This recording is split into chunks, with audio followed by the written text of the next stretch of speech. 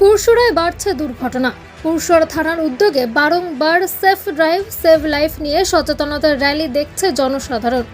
সাধারণ মানুষ কিন্তু কিছুতেই সচেতন হচ্ছেন না। পুরসুরার ডিভুরশুট বালিপুর দিগুরুইহাট খুশিগঞ্জ রাজ্য সড়কের ধারে কিছু অসাধু ব্যবসাদার নিত্যদিন ইট বালি স্টোন চিপ রেখে ব্যবসা করছেন, অথবা দীর্ঘদিন ধরে বাড়ি তৈরির জন্য ফেলে রাখছেন এইসব ইমারতি দ্রব্য। আর এই কারণে রাতের অন্ধকারে দিনে দুপুরে ঘটছে দুর্ঘটনা, এমনকি দুর্ঘটনায় মৃত্যু পর্যন্ত হচ্ছে। পুরসুরা থানার ওসি বলেন, এসব অসাধু ব্যবসাদাররা যদি দ্রুত ইমারতি দ্রব্য সরিয়ে না নেন, তাহলে ওই সমস্ত ব্যবসাদার থেকে ঠিকাদারদের বিরুদ্ধে আগামী দিনে কঠোর থেকে কঠোরতম ব্যবস্থা নেওয়ার কথা বলেন।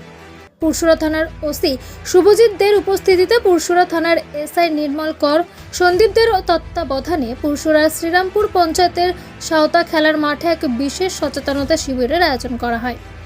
দেখুন কি বলছেন ওসি সহ স্থানীয় মানুষ, শুনুন। আমরা এখানে মিটিংটা করছি বা আপনাদের সঙ্গে যে আলোচনাটা করছি ট্রাফিক নিয়ে, আপনারা নিশ্চয়ই এতক্ষণে শুনেছেন আমাদের ট্রাফিক ইউনিটের লোকও আছেন এখানে এবং থানা থেকেও আছেন। যেটা আমরা দেখেছি যে আপনাদের গ্রাম বিশেষ করে যে আমাদের যে এই যে রোড হয়েছে, নতুন যে রোড হয়েছে, এই রোড হওয়াতে সুবিধা যেমন আপনাদের হয়েছে, এখানে যেমন আমাদের ট্রান্সপোর্ট যেটা খুব স্মুথ হয়েছে, কিন্তু তার সঙ্গে সঙ্গে কিছু অসুবিধাও হয়েছে।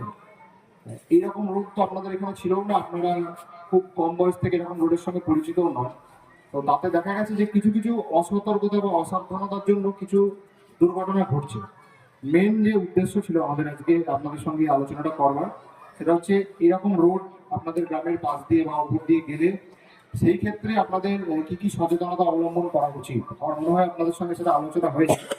আমরা দেখেছি রিসেন্ট ঘটনা ঘটেওছে যে অ্যাক্সিডেন্ট হয়েছে এবং কিছু কিছু অ্যাক্সিডেন্টের ক্ষেত্রে মানুষের প্রাণও চলে গেছে। আমরা কখনোই কেউ চাই না যে মানুষের অ্যাক্সিডেন্ট হোক এবং আরো বড় কথা কেউ প্রাণ যাক পারে।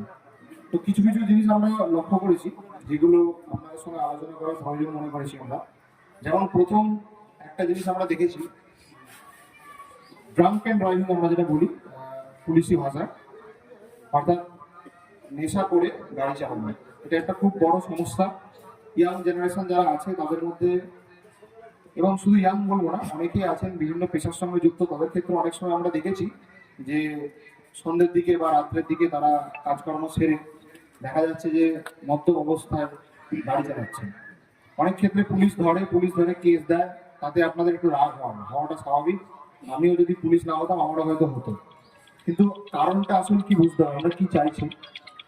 আমরা চাই যে আপনাদের কোনো ক্ষতি যেন না হয়।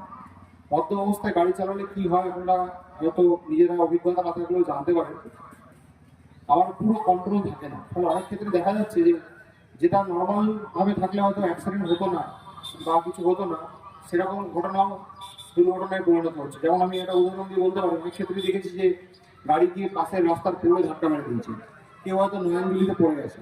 এটা কিন্তু সুস্থ অবস্থায় হয়, এমনটা খুব কম, মানুষ অসুস্থ না হলে। তো আমরা আপনাদের যারা উপস্থিত আছেন তাদের মাধ্যমে সমস্ত গ্রামবাসী তথা যারা আমাদেরকে শুনছেন প্রত্যেককে একটাই কথা বলছি যে আপনারা নিজেরা এবং আপনাদের যারা পরিচিত আছে তাদেরকে সতর্ক করুন যে এই মদ্যপ অবস্থায় গাড়ি চালানো যেন আমরা সম্পূর্ণরূপে বন্ধ করতে পারি। এটা শুধু আমাদের একার উদ্যোগে সম্ভব নয়। পুলিশ মানেই হচ্ছে আমাদের আইনের দ্বারা চলতে হবে এবং আইনে আমাদের জন্য শাস্তির বিধান আছে, এছাড়া কিন্তু আমরা কোনো বিধান নেই। সেই জন্য পুলিশ ধরলেই মনে হয় শাস্তি দিচ্ছে, আমরা সবসময় শাস্তি দিতে চাই না। ধারে মাল, এই যে টঞ্চি বালি, এগুলো গ্রামীণ মানুষেরও প্রয়োজন। এইগুলো আমাদের ফেলার, যারা গরিব মানুষ, আজকে যেমন দিদি আমাদের মমতা ব্যানার্জি ঘর দিচ্ছেন, একটা মাল কিনতে গেলে টঞ্চি বালি সেটা কোথায় ফেলবে? দিদি আমাদের বলেও দিয়েছেন যে গ্রামীণ রাস্তায় গাড়ি ঢোকা বন্ধ।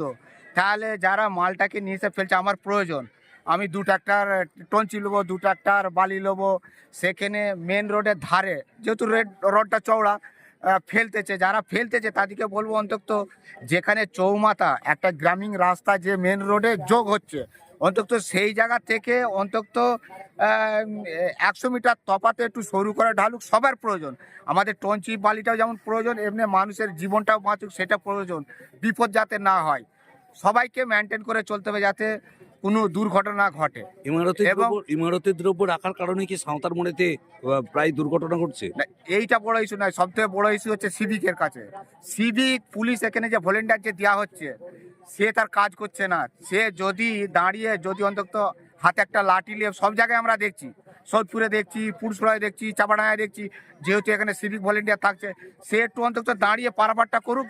যখন এই গ্রামীণ রাস্তা থেকে উঠছে, তাকে হাতটা দেখানো হোক, তাহলে সে দাঁড়িয়ে যাবে।